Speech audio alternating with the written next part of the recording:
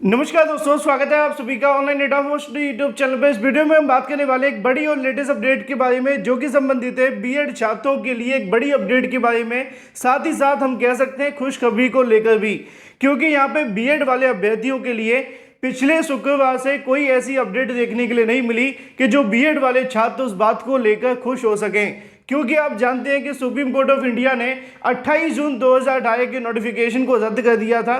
उसके बाद से लगातार बीएड करने वाले खासतौर पर अभ्यर्थी इस बात को लेकर चिंतित और परेशान है कि उनके भविष्य को लेकर क्या होगा, किस तरीके से आगे उनको भर्तियों में बैठने का मौका मिलेगा। लेकिन उनके लिए एक खुशी का अवसर आ चुका है। डिटेल में हम बात करेंगे, साथ ही साथ प्राथमिक के अंदर टीईटी में बीएड की मान्य को लेकर ही बात करने वाले हैं। और यूपीपीएससी के माध्यम से 2 नई भर्तियों के विज्ञापन कार्यक्रम यहां से घोषित कर दिए गए हैं। डिटेल में बात करेंगे एलटी और जीआईसी प्रवक्ता के बारे में। तो चलिए दोस्तों, वीडियो शुरू करते हैं। वीडियो को लाइक कर दें और शेयर कर दें। चैनल को सब्सक्राइब करके बेल आइकन को दबा लें, जिससे कि आपको रियल ऑथेंटिक जानकारी ऑनलाइन अड्डा फॉर स्टडी यूट्यूब चैनल के माध्यम से मिलती रहे। बात कर लेते हैं सबसे पहले बीएड वर्सेस बीटीसी के बारे में। जैसा कि आप जानते हैं कि सुप्रीम कोर्ट ने हाल ही में ऑर्डर दिया था बीएड को लेकर 28 जून 2018 के नोटिफिकेशन को रद्द करने के लिए। उसके बाद एनसीटी के चेयरमैन का बयान आता है, जो कि बीएड छात्रों के लिए ज़्यादा पॉजिटिव भरा नहीं था। लेकिन फिर भी अभ्यर्थी इंतजार कर रहे थे कि एनसीटी के माध्यम से कोई दिशा निर्देश जारी किए जाएं, जिससे कि आगे की आने वाली भर्तियों को लेकर स्पष्टीकरण मिल सके, चाहे वो टीईटी हो या फिर इसके अलावा अगर बात की जाए नई प्राइमरी शिक्षक भर्तियां जो चल रही हैं या जो हो चुकी हैं और जो आने वाली हैं। इन तमाम मुद्दों को लेकर एनसीटी तो कहीं ना कहीं छात्रों को गोल गोल घुमा रही है, क्योंकि वो जानते हैं कि एनसीटी के से जो गलती हुई है उनका सुधारना या फिर उनको सुधारने में काफ़ी समय लग जाएगा। और बीएड वाले अभ्यर्थी इस समय काफ़ी ज़्यादा परेशान भी हैं। लेकिन उनके लिए एक अच्छी और खुशखबरी वाली अपडेट ये है कि जो भी बीएड के अभ्यर्थी वर्तमान में, चाहे आप बीएड करके किसी भी प्राइमरी शिक्षक भर्ती में बैठने वाले थे, लेकिन फिलहाल की जो प्राइमरी शिक्षक भर्ती है जो कि आपकी निकाली गई थी 80,000 पदों पर बिहार के माध्यम से, उसमें तो पूरे तरीके से वैलिड है।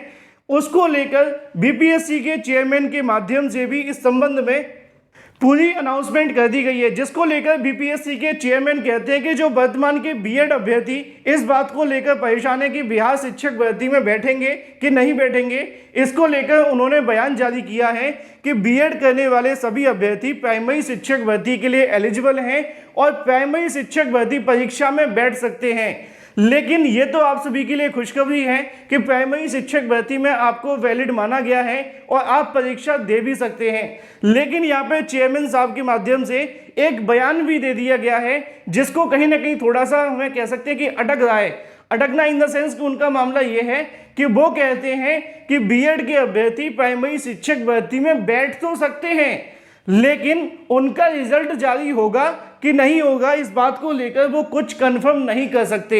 यानी कि बीपीएससी के चेयरमैन दोनों बातें घुमा रहे हैं कि प्राइमरी शिक्षक भर्ती में बीएड अभ्यर्थी एलिजिबल भी हैं, वो परीक्षा भी दे सकते हैं। और साथ ही साथ दूसरी अपडेट ये भी है कि जो अभ्यर्थी इस बात को लेकर इंतजार कर रहे थे कि भाई हमें परीक्षा में बैठने के बाद रिजल्ट घोषित करोगे, नौकरी दोगे कि नहीं दोगे, तो इनको लेकर उनके माध्यम से कहा गया है कि भाई परीक्षा में तो आप बैठ जाएंगे, लेकिन अभी रिजल्ट को लेकर अगर एनसीटीई कोई गाइडलाइन जारी कर देती है तो वो बात हमें यहाँ से फॉलो करनी पड़ेगी।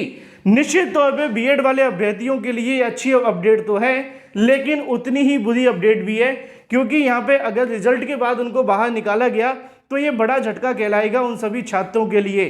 फिलहाल ये तो बात हो जाती है आपकी प्राइमरी शिक्षक भर्ती को लेकर।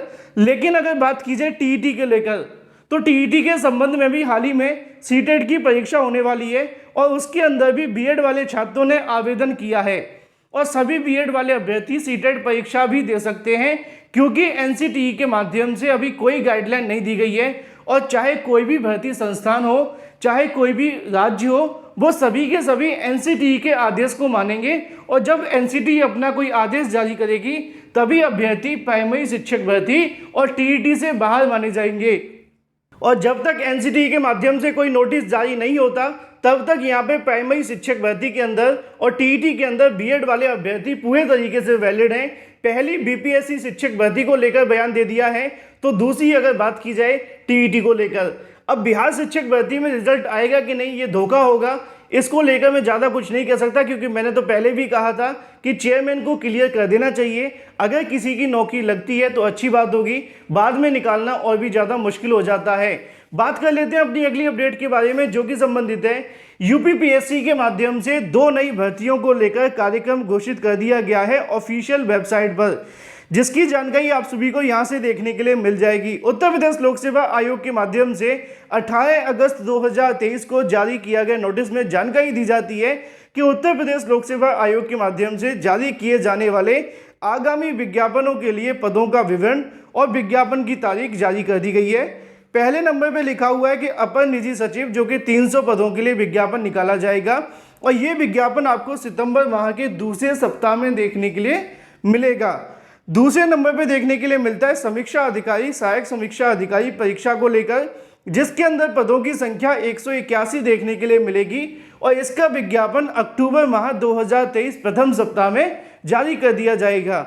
यानी कि ये 2 बड़ी भर्तियों के विज्ञापन आप सभी को देखने के लिए मिलेंगे सितंबर और अक्टूबर के अंदर उत्तर प्रदेश लोक सेवा आयोग के माध्यम से।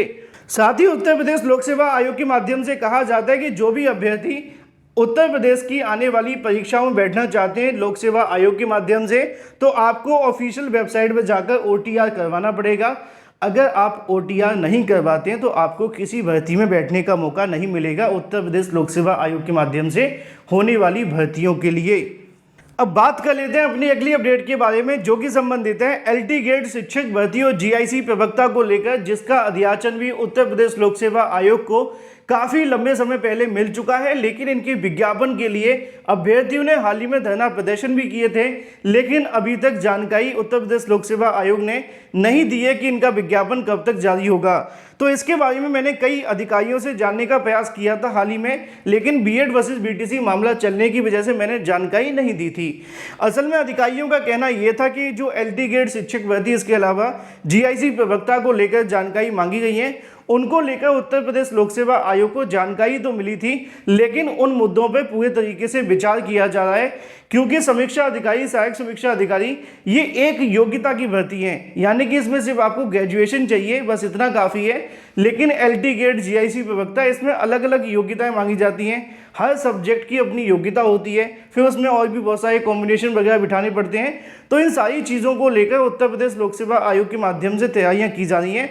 उनका कहना है कि इसमें अभी थोड़ा सा समय लगेगा, इसी वजह से अभी उत्तर प्रदेश लोक सेवा आयोग ने कुछ भी कंफर्म नहीं किया है कि विज्ञापन कब तक जारी होगा। लेकिन संभावित तौर पे उनका मानना है कि इस विज्ञापन में लगभग 30-35 दिन या फिर इससे ज़्यादा का इंतजार और करना पड़ सकता है। यानी कि 1-1.5 महीने यूपीपीएससी के माध्यम से LT ग्रेड, इसके अलावा GIC प्रवक्ता का विज्ञापन तो जारी नहीं होगा, लेकिन उसके बाद आने की संभावनाएं बढ़ जाएंगी, ऐसा कहना है अधिकारियों का।